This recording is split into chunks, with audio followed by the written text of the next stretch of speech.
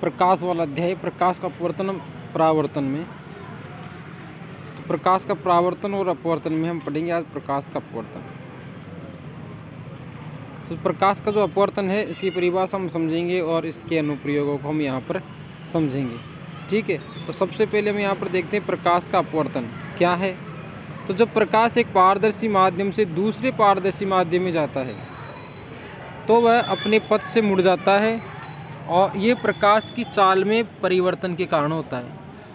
यानी कि जो प्रकाश एक पारदर्शी माध्यम से दूसरे पारदर्शी माध्यम में जाता है, यानी कहने का मतलब इसमें पहले एक माध्यम से दूसरे माध्यम प्रवेश करता है तो वह अपने पथ से विचलित हो जाता है, परिवर्तित हो जाता है, अपने पथ से मुड़ जाता है। इसी घटना को प्रकाश का अपवर्तन कहते हैं। तो ये ऐसा क्यों होता है? क्योंकि प्रकाश की चाल में परिवर्तन होता है, इसलिए ऐसा होता है। ठीक है, अब इस दैनिक जीवन में उदाहरण देखेंगे, जैसे कि पानी में डूबी पेंसिल का मुड़ा हुआ दिखाई देना प्रकाश का अपवर्तन का उदाहरण है, और तालाब की तले का ऊपर उठा हुआ दिखाई देना, टब में डूबा हुआ सिक्का ऊपर उठाए हुए दिखाई देना, ऐसी घटना प्रकाश का अपवर्तन का उदाहरण है आम जीवन में। अब यहाँ पर इसका चित्र हम देख सकते हैं कि प्रकाश का अपवर्तन का चित्र है। इसमें एक ये पारदर्शी माध्यम की एक पृथककारी सतह है, ऊपर माध्यम 1 है और नीचे माध्यम 2 है, और ये अभिलंब है। जब प्रकाश की किरण एक माध्यम से दूसरे माध्यम प्रवेश करती है तो वह या तो अभिलंब की ओर मुड़ जाती है, अभिलंब से दूर हट जाती है। देखो सीधी जाएगी तो ऐसा जाना चाहिए था, लेकिन ये अभिलंब की ओर मुड़ गई, यानी ये प्रकाश की चाल के कारण होता है। तो इस विचलन को हम क्या कहते हैं? प्रकाश का अपवर्तन कहते हैं। यहाँ पर जो आपतित किरण है और अभिलंब के बीच में आपतन कोण बनता है, और यहाँ पर अभिलंब और ये जो निर्गत किरण है इसके बीच में परावर्तन कोण बनता है। ठीक है, अब यहाँ पर कांच के स्लेब से अपवर्तन देखेंगे। देखो कांच की स्लेब में जिस प्रकार से हमने इस डायग्राम में देखा है, ये निर्गत किरण है और ये अपवर्तन कोण है यहाँ पर। ठीक है, ये अपवर्तन कोण और ये आपतन कोण। अब यहाँ पर कांच के स्लेब से भी इसका परावर्तन देख सकते हैं और इसका अपवर्तन। तो कांच के स्लेब से जो अपवर्तन होगा वो क्या होगा? अभिलंब यहाँ पर खींचा गया है। ठीक है, ये अभिलंब से की ओर मुड़ जाती है किरण, लेकिन जब दोबारा इसका जब अपवर्तन होता है तो फिर से सीधी हो जाती है, यानी कि ये इसके समांतर हो जाती है। इसका मतलब ये होता है कि जो आपतित जो किरण थी वह निर्गत किरण के समांतर हो जाती है, मतलब बराबर हो जाती है। तो हवा में जो पहले वेग से थी उसी वेग से ये निर्गत होती है। ठीक है, अब ये अपवर्तन के यहाँ पर कुछ नियम देखेंगे, जैसे कि परावर्तन के नियम तो ऐसे अपवर्तन के नियम होते हैं। तो नियम नंबर 1 पढ़ेंगे कि आपतित किरण, अपवर्तित किरण और अभिलंब सभी एक ही तल में होते हैं। यानी कि आपतित किरण, अपवर्तित किरण और अभिलंब सभी एक तल में स्थित होते हैं। ये पहला नियम, जैसे कि परावर्तन का पहला नियम था, दोनों नियम एक जैसे ही हैं। लेकिन अपवर्तन का जो नियम है, यानी कि नियम नंबर 1 है, आपतित किरण और अपवर्तित किरण और अभिलंब सभी एक ही तल में होते हैं। अब इसका दूसरा नियम हम यहाँ पर देखेंगे, इसको स्नेल का नियम कहते हैं। ये कोणों से संबंधित नियम है, यानी कि जो आपतन कोण की ज्या और अपवर्तन कोण की जो ज्या है उनका अनुपात एक स्थिरांक होता है, यानी उनका अनुपात निश्चित रहता है। इसी नियम को स्नेल का नियम कहते हैं। आपतन की कोण की ज्या साइन आई तथा अपवर्तन कोण की ज्या साइन आर का अनुपात स्थिर होता है, यानी एक नियत राशि होती है, इसको ही स्नेल का नियम कहते हैं। देखो सूत्र दे रखा है, साइन आई बटा sine R is equal to स्थिरांक n/1। तो यहाँ पर एक स्थिरांक नियत राशि होती है ना। अब हम तुम्हें बताएं अपवर्तनांक, यानी कि रिफ्लेक्टिव इंडेक्स। अपवर्तन में समझ लिया अपवर्तन क्या होता है कि यानी पथ से विचलित होने की घटना को हम प्रकाश का अपवर्तन कहते हैं। अब इसमें इसका अपवर्तनांक का क्या मतलब है ये हम देखेंगे। अपवर्तनांक क्या होता है, इसका क्या मतलब है? ये बताता है कि किसी माध्यम से प्रकाश की चाल कितनी कम या ज़्यादा है।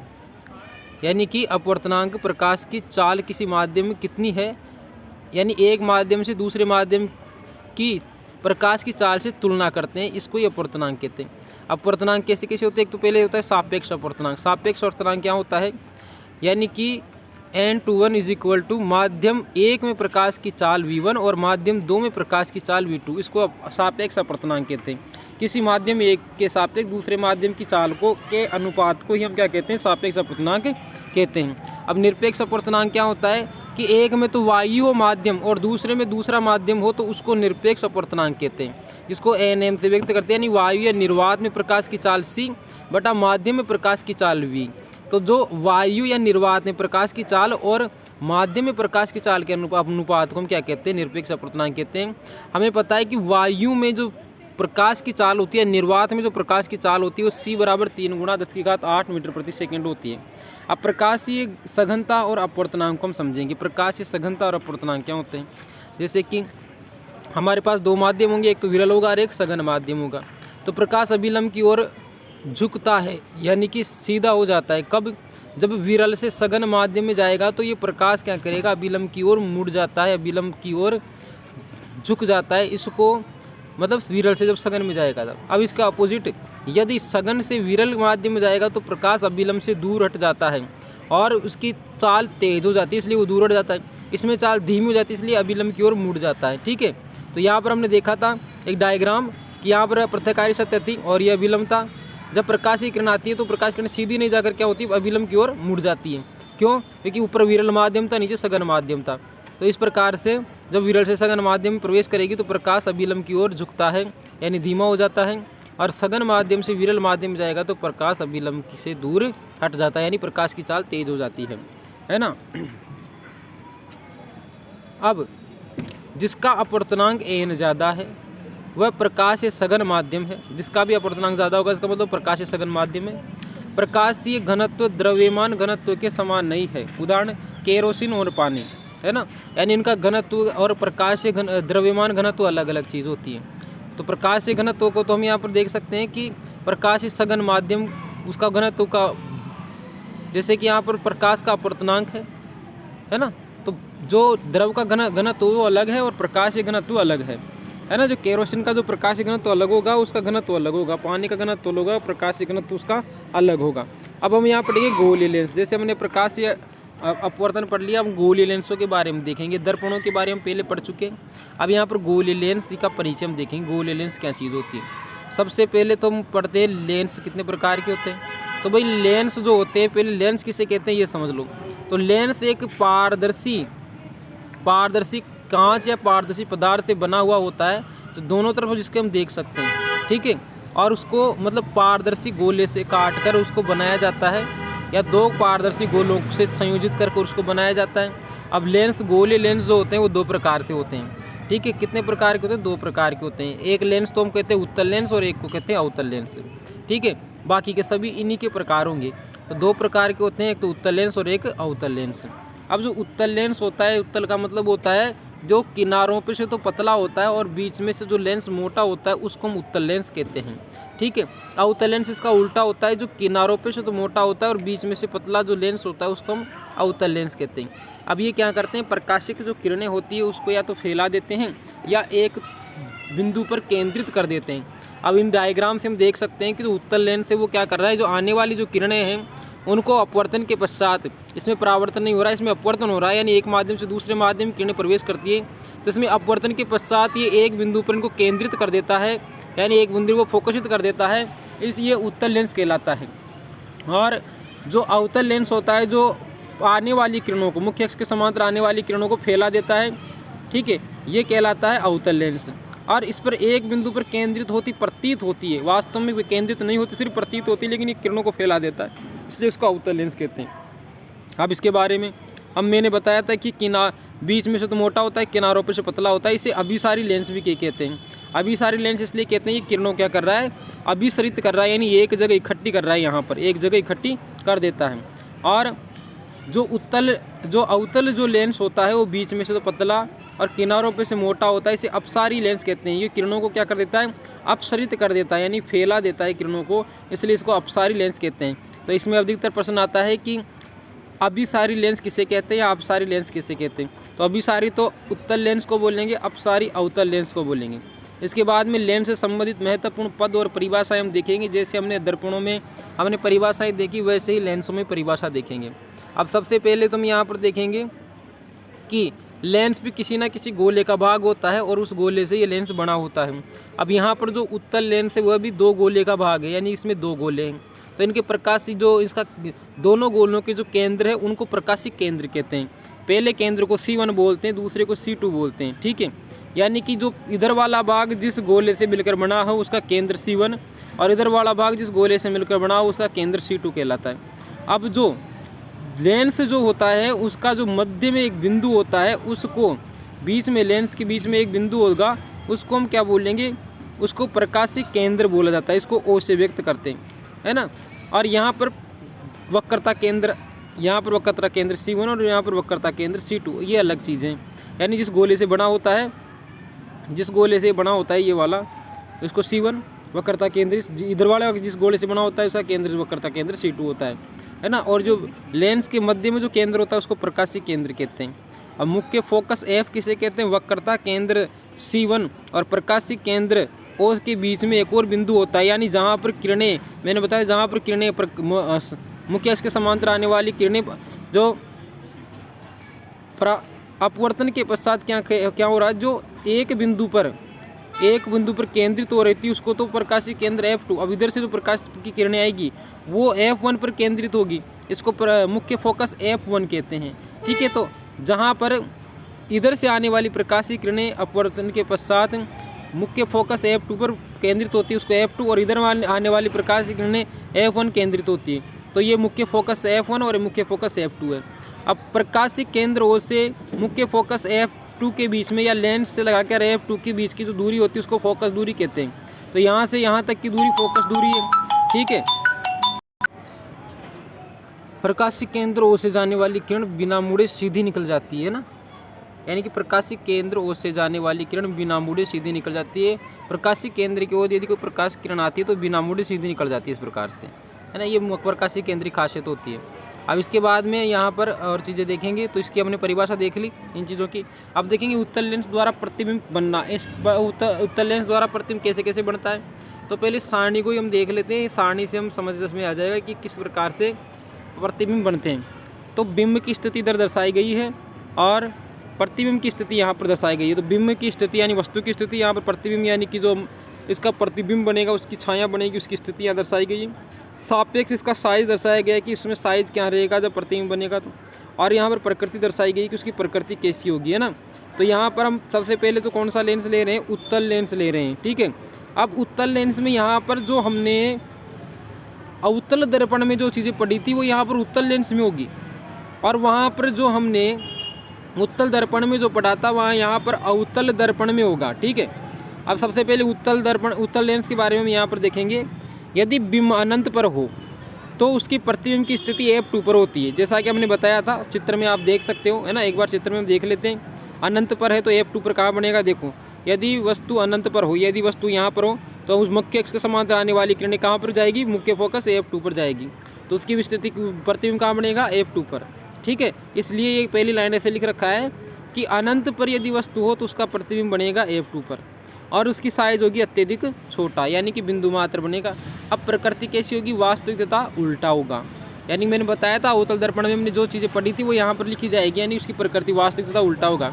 अब बस दर्पण में यही कि इसमें दो ही मुख्य फोकस होते हैं, दो वक्रता केंद्र होते हैं, है ना।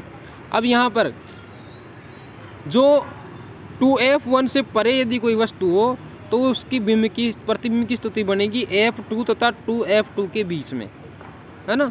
यानी कि F2 और 2F2 के बीच में वह उसकी प्रतिबिंब की स्थिति बनेगी, और ये कैसा साइज में कैसा होगा? छोटा होगा। इसका चित्र बाद में देख लेंगे, एक बार सारणी देख लेते हैं। और इसकी प्रकृति वास्तविक तथा उल्टी होगी। अब यदि 2F1 पर वस्तु हो तो वो 2F2 पर ही बनेगी, है ना। यानी कि जो F1 मुख्य फोकस F1 पर यदि कोई वस्तु है 2F1 पर तो वह 2F2 पर बनेगी। ये समान साइज का होगा और कैसा होगा? वास्तविक तथा उल्टा होगा। अब F1 और 2F1 के बीच में होगी तो प्रतिबिंब की स्थिति बनेगी 2F2 से परे, और ये होगा साइज में बड़ा और वास्तविक तथा उल्टा होगा। यदि मुख्य फोकस F1 पर यदि कोई वस्तु होगी यानी बिंब होगा तो प्रतिबिंब की स्थिति अनंत पर होगी और ये अत्यधिक बड़ा बनेगा और वास्तविक तथा उल्टा होगा। लेकिन यदि F1 व प्रकाशीय केंद्र O के बीच में यदि वस्तु हो तो वह जिस ओर बिंब है उसी ओर प्रतिबिंब बनेगा, है ना। यानी कि दर्पण की दूसरी ओर नहीं बनेगा, जिस ओर बिंब, और ये वो बनेगा बड़ा और आवर्धित यानी विवर्धित, बहुत बड़ा और आभासी तथा इसकी सीधी, आभासी तथा सीधा, ये इसकी प्रकृति होगी, है ना। अब इसमें याद करने की जो टेबल है वो किस प्रकार से याद करेंगे? ये टेबल क्या करनी है? याद कर लो, और रे डायग्राम बनाना आसान हो जाएगा। यदि ये टेबल में याद हो जाएगी तो हमें किरण आरेख बनाना इससे आसान हो जाएगा, है ना। तो इस टेबल को आराम से हमें याद कर लेनी है। देखो इधर एक बार समझ लो यहाँ पर, है ना। इस टेबल को बढ़िया तरीके से याद करना है। बीच में ये वाली चीज़ इसमें मेन है, और इसके बाद में देखो ये वाला इधर लिखा गया है और ये वाला इधर लिखा गया है। ऐसे ये वाला इधर है और ये वाला इधर है, बस दो लाइन याद कर लो, ऊपर नीचे, ऊपर की 2 लाइनें याद कर लो, उसको उल्टा नीचे की 2 लाइन लिख दो, बीच में ये लाइन याद रखनी है। तो इस टेबल को आराम से याद कर सकते हैं। अब इसके बाद में अवतल लेंस द्वारा प्रतिबिंब बनना हम देखेंगे, किस प्रकार से अवतल लेंस द्वारा प्रतिबिंब बनता है। तो पहले हमने उत्तल लेंस के बारे में समझा, अब अवतल लेंस के बारे में समझेंगे। तो इसमें 3 स्थितियाँ होगी। जब वस्तु अनंत पर हो तो उसका प्रतिबिंब कहाँ बनेगा, फोकस F1 पर, और ये अत्यधिक छोटा होगा, प्रकृति इसकी आभासी एवं सीधी होगी। यानी अवतल लेंस में हमेशा प्रकृति आभासी एवं सीधी होगी। यदि बिंब 2F1 से परे हो तो प्रतिबिंब की स्थिति F1 तथा 2F2 के बीच में होगा, और ये छोटा साइज का प्रतिबिंब बनेगा, आभासी एवं सीधा इसकी प्रकृति होगी। यदि अनंत तथा O के बीच में हो तो F1 तथा O के बीच में बनेगा, साइज जो इसका होगा प्रतिबिंब का वो छोटा, और प्रकृति आभासी एवं तथा सीधा होगा। तो अवतल लेंस हमेशा छोटा, सीधा और आभासी होता है, ये हमें ध्यान रखना है कि इसकी प्रकृति आभासी तथा सीधा होता है, और ये सभी इसमें छोटे ही प्रतिबिंब बनते हैं। अब इसके बाद में आते हैं अवतल लेंस, यानी कि अवतल लेंस आभासी, सीधा और छोटा प्रतिबिंब बनाता है। अवतल लेंस की जो साइज होता है वो कैसा होता है, छोटा होता है। अब हम यहाँ पर सूत्रों को देखेंगे कि F बराबर R/2 होता है, यानी कि R बराबर 2F, ये भी दर्पण के लिए लगता है, तो F बराबर R/2 सभी महत्वपूर्ण सूत्र है, F बराबर R/2। अब दर्पण सूत्र जिसे हम दर्पण सूत्र कहते हैं, तो ये मेरी इम्पोर्टेंट है, 1/U + 1/V या 1/V + 1/U बराबर 1/F। ये दर्पण सूत्र याद रखना है, 1/V + 1/U बराबर 1/F। अब यहाँ पर V क्या है, U क्या है और F क्या है। अब आप F तो समझते हो क्या है, F बराबर 8/2, U बिंब दूरी है और V प्रतिबिंब दूरी है ना। अब यहाँ पर M बराबर -V/U, ये दर्पण आवर्धन है, और N बराबर C/V, ये अपवर्तनांक का सूत्र है। sin I/sin R बराबर N/1, ये स्नेल का नियम है, यानी कि आपतन कोण की जा और अपवर्तन कोण की आपतित किरण होती है वो आपतन कोण बनाती है, तो आपतन कोण की जा और अपवर्तित कोण की जा R sin I/sin R का अनुपात निश्चित होता है, इसको स्नेल का नियम कहते हैं। स्नेल का नियम बता ही दिया। अब इसके बाद में लेंसों से प्रतिबिंब किस प्रकार से बनते हैं, किरण आरेख के द्वारा हम समझेंगे। इस सेक्शन में हम किरण आरेखों का उपयोग करके लेंसों से प्रतिबिंब बनना सीखेंगे, और इससे हमें प्रतिबिंब की साइज, स्थिति और प्रकृति का पता करने में मदद मिलती है। जो किरण आरेख होता है उससे मुख्य रूप से 2 प्रकार के लेंस होते हैं, एक तो उत्तल लेंस जिसे अभिसारी लेंस कहते हैं, एक अवतल लेंस जिसे अपसारी लेंस कहते हैं। जो उत्तल लेंस होता है वो तो अभिसारी लेंस होता है, और अवतल लेंस होता है वो अपसारी लेंस होता है। ठीक है, अब यहाँ पर देखो उत्तल लेंस ये रहा। अब उत्तल लेंस में क्या हो रहा है कि जो मुख्य फोकस से आने वाली किरण, देखो यहाँ पर मुख्य फोकस से अपवर्तन के पश्चात इस प्रकार से गुजरती है। अब यहाँ पर मुख्य अक्ष के समांतर आने वाली किरणें फैल जाती है, यह अवतल लेंस है ना। अब लेंसों से प्रतिबिंब बनाने के नियम हम देखेंगे किस प्रकार से।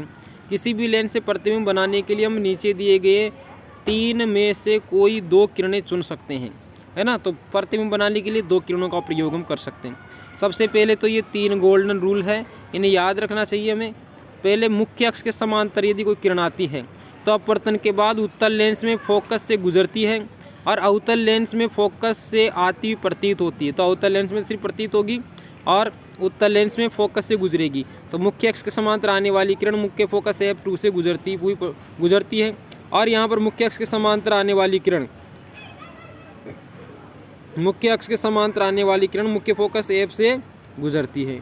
ठीक है, जबकि अवतल लेंस में क्या होता है, अवतल लेंस में प्रतीत होता है। ठीक है, जैसे ये रहा, मुख्य अक्ष के समांतर आने वाली किरण मुख्य फोकस F से गुजरती है, मुख्य अक्ष के समांतर आने वाली किरण फैल जाती है लेकिन मुख्य फोकस से आती हुई प्रतीत होती है। देखो यहाँ से डैश वाली लाइन का मतलब यहाँ प्रतीत हो रही है। अब इसके बाद में मुख्य फोकस से गुजरने वाली किरण अपवर्तन के बाद मुख्य अक्ष के समांतर निकलती है। इसका उल्टा है, यानी कि मुख्य अक्ष के समांतर आने वाली किरण मुख्य फोकस F से गुजरती है और F से आने वाली किरण मुख्य अक्ष के समांतर हो जाती है। तो यहाँ पर देखो ये F से आने वाली किरण मुख्य अक्ष के समांतर हो जाती है, ये बताया गया है।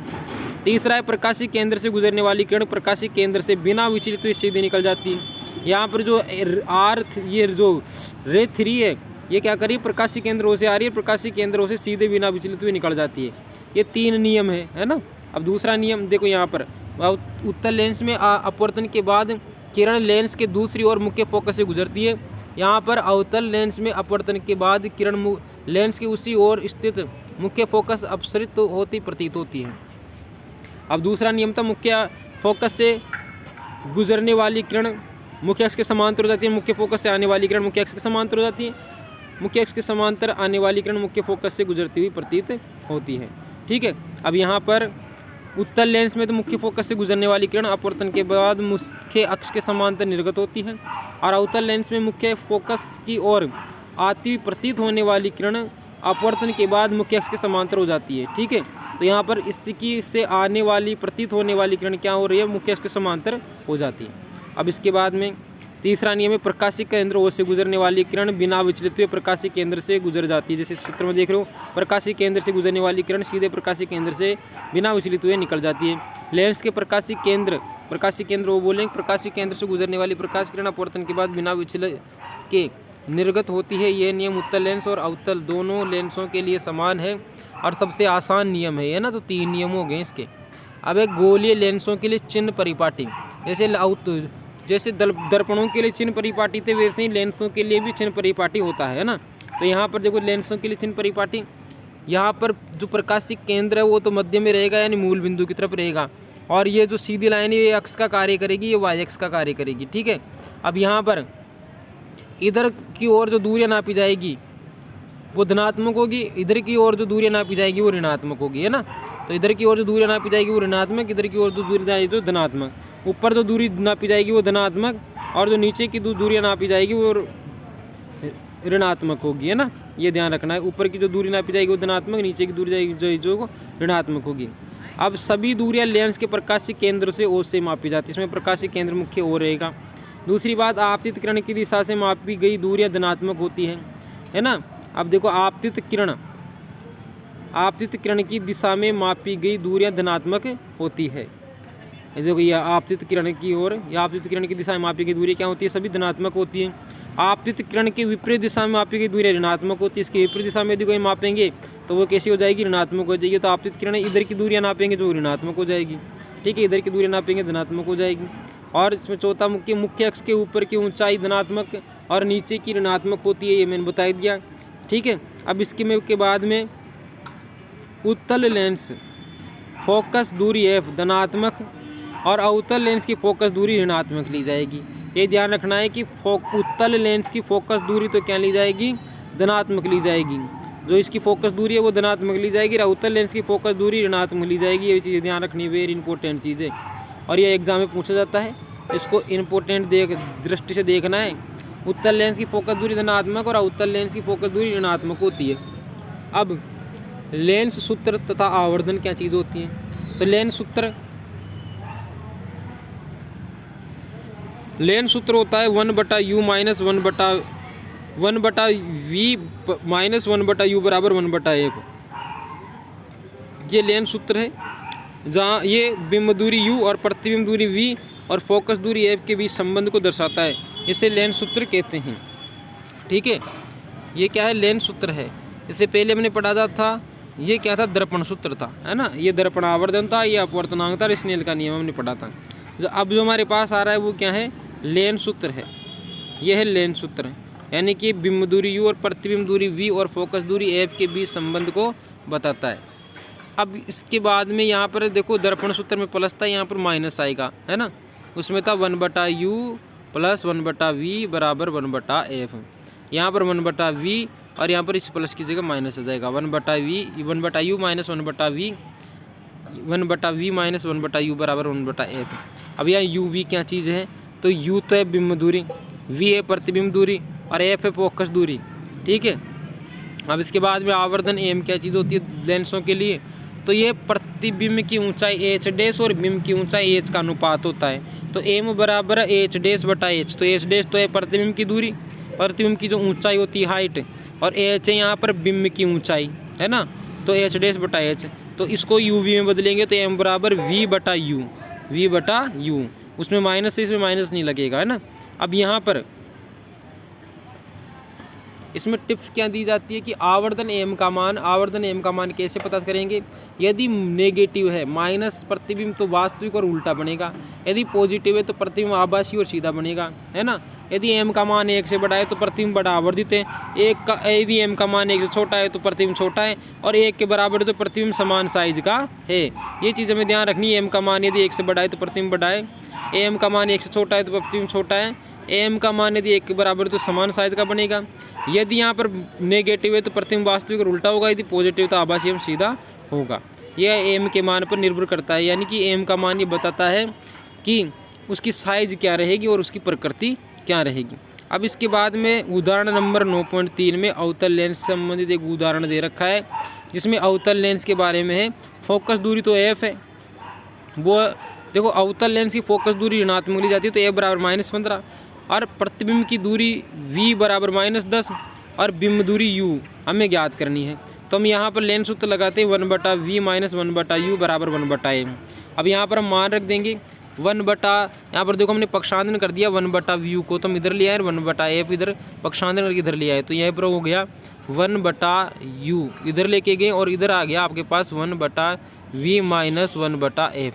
इसको उल्टा लिखा तो हो गया 1/u बराबर 1/v - 1/f, ये ऐसे निकला है। ठीक है, तो हमने पक्षांतरण कर दिया। पक्षांतरण करने के बाद में हमने uv का मान रखा, तो 1/u तो ऐसा कैसा। अब 1/v का मान रखा, v का मान -10 है तो v की जगह -10 रख दिया, -1/f की जगह मैंने -15 रख दिया, ये वाला। अब यहाँ पर लघुत्तम लिया तो ये माइनस तो प्लस हो जाएगा, और ये माइनस ऊपर लग जाएगा, तो 1/10 प्लस 1/15 हो गया। अब इसका लघुत्तम लेंगे तो 30 लघुत्तम आ जाएगा। अब 30 लघुत्तम ऊपर, यहाँ पर 30 दोनों का 30 लघुत्तम आ गया। 30 10 का भाग 30 में दिया, 3 आएंगे, 3 को 1 से गुणा करा -3, और 15 का भाग 30 में दिया तो 2 आएंगे, 2 को 1 से गुणा करा तो +2। अब प्लस ये माइनस का 3 और प्लस के 2 है, तो 3 में से 2 को घटाया तो -1/30 आ गया। तो 1/u बराबर माइनस का 1/30 हो गया, तो u बराबर आ गया -30। अब आवर्धन m बराबर v/u, तो m बराबर v/u होता है, तो v का मान है -10 और u का मान है -30। 0 से 0 कट गया तो हो गया, माइनस से माइनस हट गया तो 1/3, 1 में 3 का भाग दे दो प्लस के 0.33। प्लस का ये चिन्ह दर्शाता है आभासी में सीधा होगा प्रतिबिंब, और 1 से कम है तो मतलब छोटा होगा इसकी साइज। तो रिजल्ट m का धनात्मक चिन्ह दिखाता है कि प्रतिबिंब सीधा तथा आभासी और साइज बिंब का 1/3 है। तो ये आपका उदाहरण कंप्लीट होता है। इसके बाद में उदाहरण 9.4 भी ऐसे करेंगे। अब यहाँ पर हम लेंस की समता को हम देख लेते हैं। पावर, जो लेंस की जो समता होती है, तो उसे लेंस की जो समता, तो लेंस की समता का जो मात्रक होता है, पहले परिभाषा देखेंगे, मात्रक बाद में देख लेंगे। किसी लेंस द्वारा प्रकाश किरणों को अभिसरित या अपसरण करने की मात्रा को उसकी समता के रूप में व्यक्त किया जाता है। तो लेंस की समता क्या होती है? किरणों को अभिसरित और अपसरित करने की। अभिसरित का मतलब इकट्ठी करने, किरणों को इकट्ठी करना या किरणों को फैलाने की जो क्षमता होती है लेंस की, उसको लेंस की समता कहते हैं। तो लेंस की समता का मतलब है किरणों को इकट्ठी करना और किरणों को फैला देना, है ना, ये उसकी समता, लेंस की समता कहलाती है। ये लेंस की फोकस दूरी f का व्युत्क्रम होती है। तो p बराबर 1/f होता है, यानी जो जितनी उसकी फोकस दूरी रहेगा उसका उल्टा जो उसकी पावर रहेगी, है ना। तो p बराबर 1/f। और इसका एसआई मात्रक होता है डायप्टर। तो लेंस की समता का एसआई मात्रक डायप्टर होता है। और नोट, एक डायप्टर 1 प्रति मीटर के बराबर होता है, यदि f मीटर में होना चाहिए तो, यानी f मीटर में होना चाहिए। और उत्तल लेंस की जो समता होती है वो धनात्मक, और अवतल लेंस की जो समता होती है वो ऋणात्मक होती है ना। तो हमने लेंस की समता को हमने देख लिया, एक किरणों का अभिसरित और अपसरित करने की मात्रा उसकी लेंस की समता कहलाती है ना। अब लेंसों का संयोजन, यानी कि 2 से ज़्यादा जो संयोजन यदि हम करते हैं तो लेंसों का संयोजन, जब कई लेंसों को एक दूसरे के संपर्क में रखा जाता है तो संयोजन की कुल समता p अलग अलग लेंसों की समताओं का बीजगणितीय योग होती है। जैसे फॉर्मूला है p बराबर p1 plus p2 plus p3 plus dash dash dash, यानी कि बहुत सारी लेंसों का संयोजन हम कर लेंगे तो उनकी समताओं का भी हम क्या करेंगे, संयोजन करेंगे। तो इस प्रकार से उनकी समताओं को जोड़ देते हैं, ठीक है। अब यहाँ पर चश्मा बनाने में उपयोग किया जाता है लेंस की समता का। जैसे कि उदाहरण के लिए यदि एक लेंस की समता है 0.2 डायप्टर और दूसरे की 0.25 डायप्टर है, तो संयोजन की कुल समता हो जाएगी 2.0 और 0.25 को जोड़ेंगे तो जाएगी प्लस के 2.25 डायप्टर होगी। इसका उपयोग कैमरों, सूक्ष्मदर्शियों और चश्मों में किया जाता है ना। तो लेंस की क्षमता का उपयोग कैमरों, सूक्ष्मदर्शियों और चश्मों में किया जाता है। अब यहाँ पर हमने लेंस सूत्र देख लिया, फिर आवर्धन हमने देख लिया। आवर्धन का सूत्र लेंस की क्षमता का सूत्र 1/f होता है, P बराबर। इसका एसआई मात्रक डायप्टर होता है। और चिन्ह परिपाटी हमने देखी है, उत्तल लेंस के लिए F पॉजिटिव होता है और अवतल लेंस के लिए F नेगेटिव होता है। उसी प्रकार उत्तल लेंस के लिए जो पावर है यानी कि लेंस की क्षमता है वो पॉजिटिव होगी और अवतल लेंस के लिए जो लेंस की क्षमता है वो नेगेटिव होगी। ठीक है, तो हम इसी प्रकार से हमने क्या समझ लिया, लेंस की क्षमता के बारे में समझ लिया। 2 उदाहरण में से एक उदाहरण हमने पढ़ लिया है। तो यहाँ पर हमने लेंसों के बारे में और अपवर्तन के बारे में पढ़ा है। ठीक है।